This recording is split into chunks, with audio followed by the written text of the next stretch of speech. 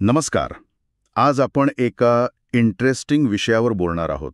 यूट्यूबवर यशस्वी व्हायचं असेल तर नक्की काय करायला हवं?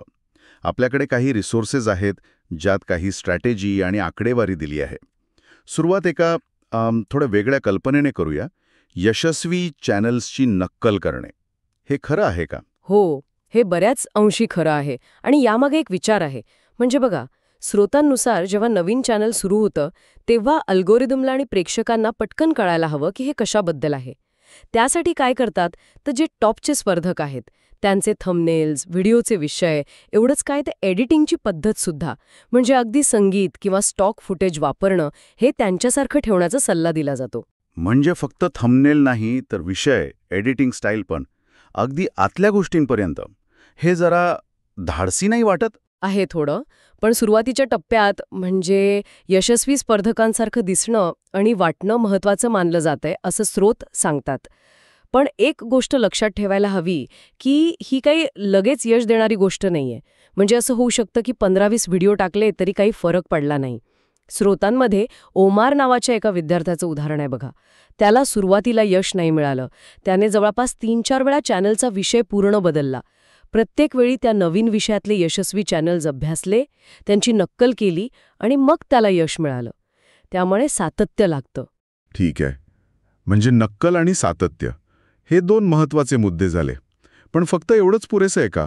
म्हणजे नक्कल केली आणि व्हिडिओ टाकत राहिलो की झालं, की अजून काही मोजता येण्यासारखे फॅक्टर्स आहेत? अगदी बरोबर प्रश्न विचारलात. नक्कल हा एक भाग झाला, पण स्रोतांमधनं 2 मेट्रिक्सवर म्हणजे आकड्यांवर खूप भर दिला आहे. एक म्हणजे क्लिक थ्रू रेट, ज्याला CTR म्हणतात, आणि दुसरा म्हणजे सरासरी पाहण्याचा कालावधी म्हणजे AVD. खास करून फेसलेस चॅनलसाठी, जिथे चेहरा नसतो, तिथे हे 2 आकडे खूप महत्वाचे आहेत. CTR म्हणजे काय, तर तुमचा व्हिडिओ किती लोकांनी पाहिला आणि त्यावर क्लिक केलं याची टक्केवारी. अच्छा. आणि याचं काही उदाहरण आहे का आपल्याकडे?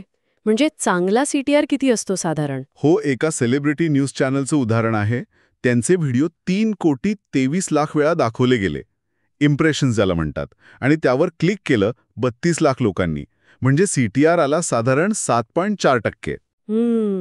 7.4%? पण सेलिब्रिटी न्यूज म्हणजे ट्रेंडिंग विषय झाला ना. मग त्यासाठी 10%वर CTR हवा असतो असं म्हणतात. हा तर कमी झाला मग. बरोबर, हा आकडा तसा कमीच आहे त्या प्रकारच्या कॉन्टेंटसाठी. पण इथे येतो दुसरा महत्वाचा आकडा, AVD. म्हणजे सरासरी किती वेळ लोकांनी व्हिडिओ पाहिला तो. अगदी. त्याच चॅनलचा AVD होता जवळपास 11 मिनिट. हे खूपच जास्त आहे. विशेषतः ट्रेंडिंग विषयासाठी जिथे 5 मिनिटांपेक्षा जास्त AVD चांगला मानला जातो, तिथे 11 मिनिट म्हणजे अप्रतिम. आणि यामुळे काय झालं, तर कमी CTR असूनही जास्त AVDमुळे YouTubeने तो व्हिडिओ जास्त लोकांपर्यंत पोचवला. स्रोतांमध्ये असंही म्हटले की या प्रकारच्या विश्लेषणावर आधारित एक फॉर्म्युला आहे आणि त्याची अचूकता म्हणे 98% आहे. म्हणजे चांगला AVD कमी CTRची भरपाई करू शकतो. बापरे, हे फारच इंटरेस्टिंग आहे. म्हणजे कंटेंटचा प्रकार बदलला की यशाचे निकष पण बदलतात. हो, अगदी तसंच आहे. जे एव्हरग्रीन विषय असतात, म्हणजे जे कायम चालतात, जसं कार्स किंवा आरोग्य वगैरे, तिथे CTR 5% पेक्षा जास्त नसला तरी चालतो. पण AVD जास्त हवा, लोकांना जास्त वेळ पाहायला हवं. पण जे ट्रेंडिंग विषय असतात, ताज्या बातम्या, स्पोर्ट्स, तिथे CTR 10% पेक्षा जास्त लागतो, लोकांना पटकन खेचण्यासाठी. आणि AVD 5 मिनिटांच्या वर असला तरी चालतो. हे सगळं आकडेवारीवर आधारित आहे. म्हणजे बघा, PDD ट्रायलवरच्या व्हिडिओंचा RPM म्हणजे 1000 व्ह्यूज मागे मिळणारे उत्पन्न ते $10.49 होतं. हे त्या विषयासाठी चांगलं मानलं जातं. हे आकडे महत्वाचे आहेत दिशा समजण्यासाठी. पण हे सगळं करत असताना आपल्या प्रेक्षकांना नक्की काय हवंय, त्यांना काय बघायला आवडेल, हे कसं ओळखायचं? हो, त्यासाठी पण मदत आहे. YouTube स्टुडिओमध्ये जो डेटा मिळतो ना, तो खूप महत्त्वाचा आहे. त्यात ऑडियन्स नावाचा एक सेक्शन असतो. तिथे 2 महत्त्वाचे रिपोर्ट्स मिळतात. तुमचे प्रेक्षक आणखी कोणते चॅनल्स पाहतात आणि तुमचे प्रेक्षक आणखी कोणते व्हिडिओ पाहतात. यातून आपल्याला एकदम स्पष्ट कळतं की आपल्या लोकांना अजून काय काय आवडतंय.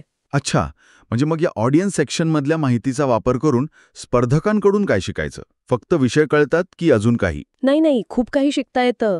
त्यांचे जे व्हिडिओ चालले आहेत ते बघा, त्यांची स्क्रिप्ट कशी असते, ते कसे बोलतात, एकदम निष्पक्ष की त्यांची काही भूमिका असते, एडिटिंग कसं आहे, संगीत, ग्राफिक्स, बोलण्याचा वेग, हे सगळं म्हणजे अगदी बारकाईने बघावं लागतं.